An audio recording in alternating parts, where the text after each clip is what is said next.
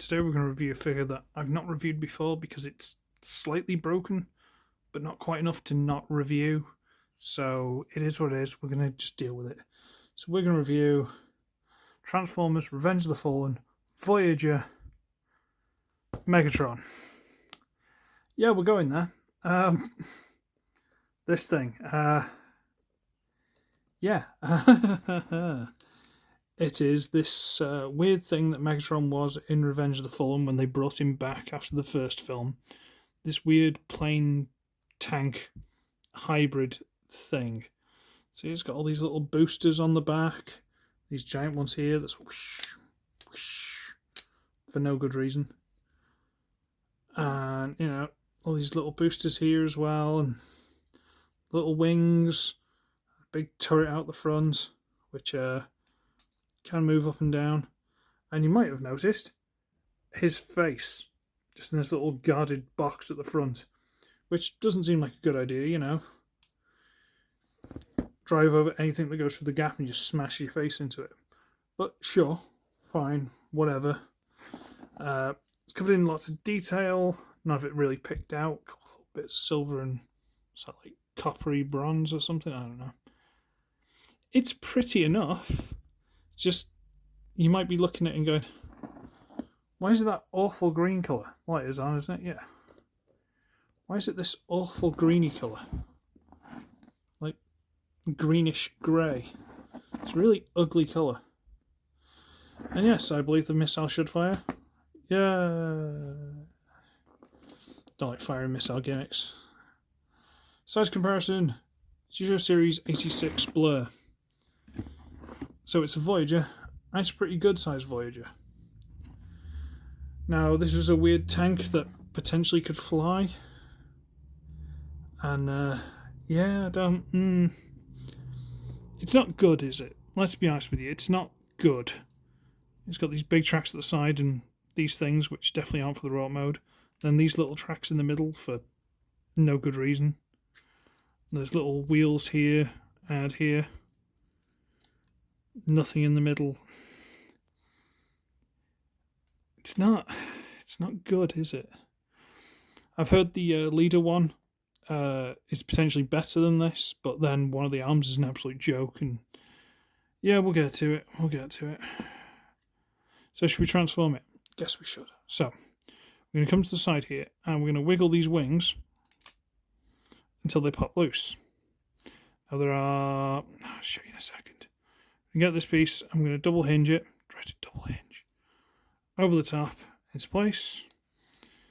We might as well do that first. Over there, and then we'll wiggle this wing. Come on.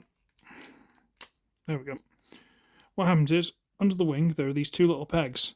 Those two little pegs line up with these two holes here. And that's what holds most of this together, because this entire top piece is itself on a double hinge. So if this double hinge breaks off, because there's some clear plastic in there, you've just got this bottom piece. So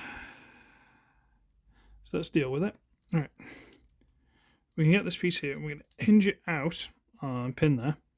And we need to open this panel up, well, this sort of spring-loaded bit, and shove it in the middle. And it goes like that. Don't ask me why.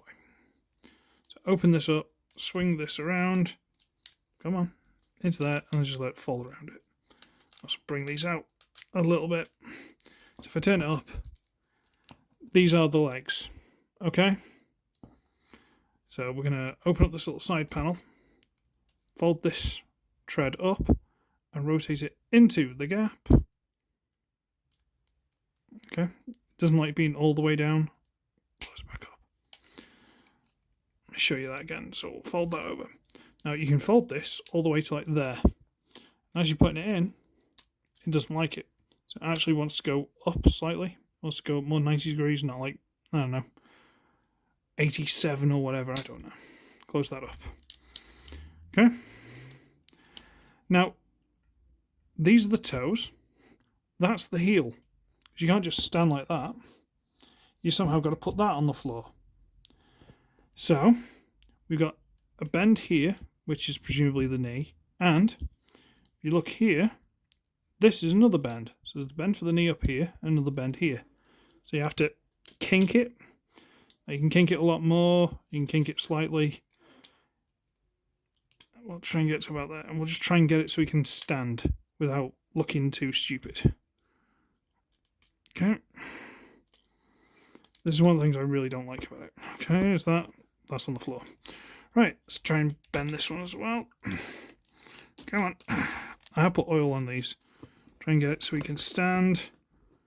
Yeah, right, okay. Not supported by anything. Right, good. Okay, camera up. Okay, okay. Now we're going to separate this, and I'll show you what's broken when I get to it.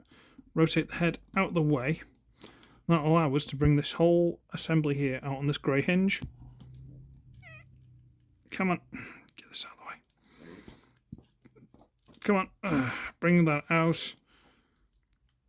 And that is a shoulder, which allows us to bring these pieces back out of the way. They're on ball joints. Now, this one is cracked here. I put a dab of glue in it just so it doesn't crack completely off.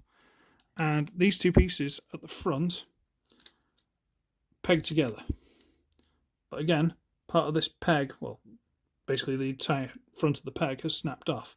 This seems to be quite brittle plastic. So, get those out of the way over there. The head is on an awkward ball double hinge thing. You have to sort of fold it around and try and get it about there. We'll speak about the head in a minute.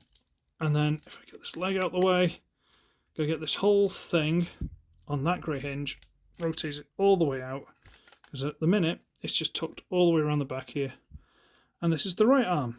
Rotate out the shoulder pad and turn it. Then this stuff you just sort of, do you hinge up? Do you hinge it down?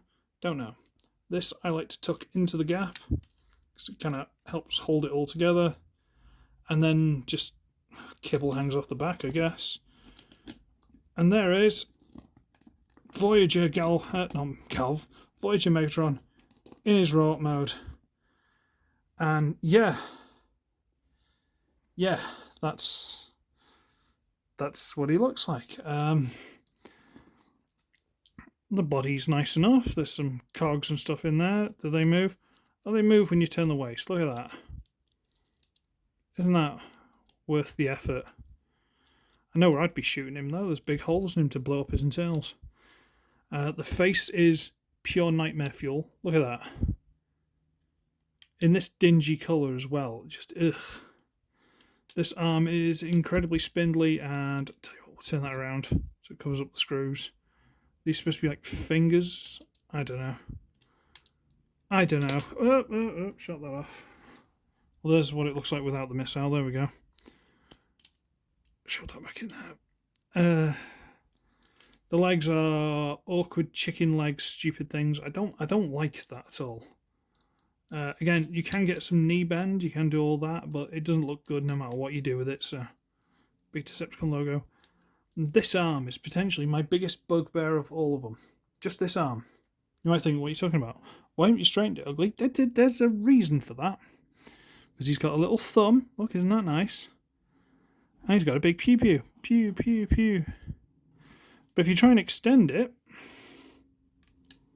Come on.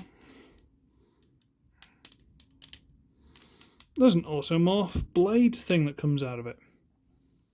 So he can't point his arm and shoot someone. He has to fire it bent. If he straightens his arm, he has to try and stab people with it. So if he wants to shoot people with his big cannon arm, he has to kind of John Wayne it from the hip. Because that's it. Unless you want the blade out, he has to sit there with his arm bent permanently. And it's really weird. Wish there was something best to do with these bits on the shoulders, but size comparison, we have Speedier Blur. So like I say, he's a good Voyager. These days he'd probably be a leader class. They'd probably sent him with like a Micromaster or something and called it a leader class. All the kibble hanging off the back, I mean, can you try and tidy it up a bit, or can you put it a bit more flat? It's dealer's choice really, but it's not good. So yeah, I think I got this figure because it's the only version of this character I actually have, from this film. And I didn't want to try and track down the leader because it was expensive. And it's not good. This arm is pathetic. This arm is useless. And he just looks ugly. Like, really, really ugly. So he looks like me. Hey. But, it is what it is. It's an interesting piece of Transformers history, I guess. I don't know. Let's try and be a bit more polite about it. But there you go. It is what it is. With that, I'm going to scarper. So, I should Ratchet. I shall see all of you in the next one, when I get rebuilt into an even uglier Voyager version. I don't think there's an uglier version possible. Well, unless I was this colour. Bye-bye!